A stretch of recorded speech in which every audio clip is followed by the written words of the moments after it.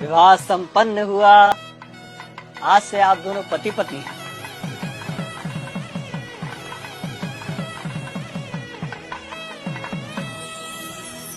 भाई साहब, पंडित जी को भी दक्षिणा देके निपटाओ बस। हाँ हाँ जीजा जी, याद है मुझे। पंडित जी, आपकी दक्षिणा। यजमान, मात्र 1100 रुपए दक्षिणा। अरे तो इतना हैरान क्या हो रहे हैं पंडित जी? जो रेट चल रहा है वही तो दिया है। दक्षिणा रेट से नहीं, सामर्थ्य के अनुसार दी जाती है यजमान। अरे तो क्या पूरी गड्डी पकड़ा दें आपको? अरे श्रीमान, मैंने ऐसा कब कहा? मैं तो बस ये कह रहा हूँ कि आप लोगों ने विवाह इतनी धूमधाम से किया है और दक्षिणा इतनी कम। देखिए पंडित जी, कम हो या ज्यादा, हमें जो देना था हमने दे दिया। अब बाकी बात आप लड़की वालों से करिए भाई। कैसी बातें कर रहे हो भाई साहब? हमारे यहाँ पंडित जी को दक्षिणा लड़के वाले ही देते हैं। अरे पापा, 2100 दे के बात खत्म करो ना। ठीक है ठीक है। भाई साहब पगला रहे हो क्या? किस बात के 2100? 1100 काफी है, उससे 1 रुपया ज्यादा मत दो। अरे जीजा जी, आप पंडित जी को देख नहीं रहे हो क्या? कैसे शुभ काम को अशुभ बनाने में लगे हुए हैं। अब दक्षिणा को भी इन्होंने भिक्षा बना के रख दिया है। बस यजमान बस, ये आपकी दक्षिणा लीजिए, रखिए इसे।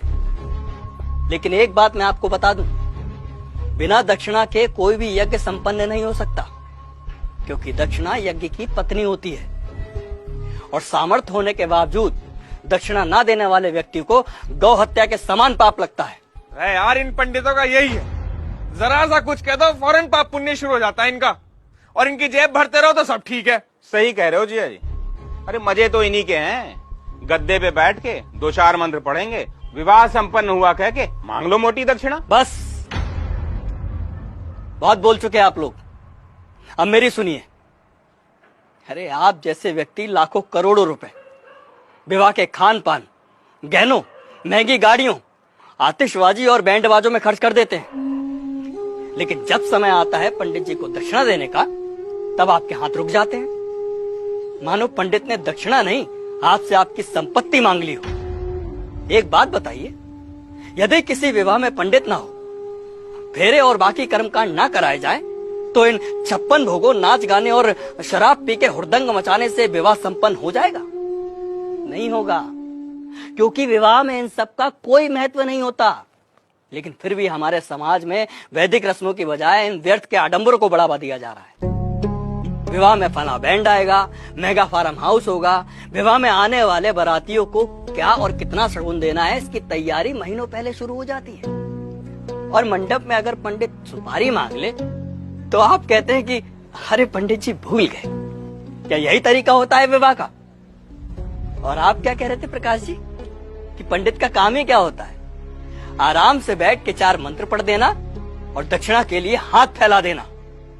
तो श्रीमान सुनिए, विवाह गुड्डे गुड़ियों का खेल नहीं होता, 7 जन्मों का अटूट बंधन है, जिसमें पंडित मंत्रोच्चारण करके देवताओं का आह्वान करता है और वर वधू को परिणय सूत्र में बांधता है। इसलिए पंडित और उनके द्वारा किए गए कार्यों की कुछ तो मर्यादा रखिए। उन्हें दक्षिणा भीख समझकर नहीं, आपको जीवन की सबसे बड़ी खुशी देने के लिए दीजिए। पापा, कब होगी विदाई? वो बाहर BMW वाला नखरे दिखा रहा है, कह रहा 2 घंटे लेट हो गए, 50,000 रुपए मांग रहा है।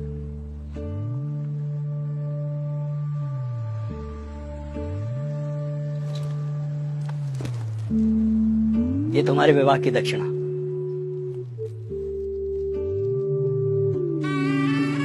खुश रहो।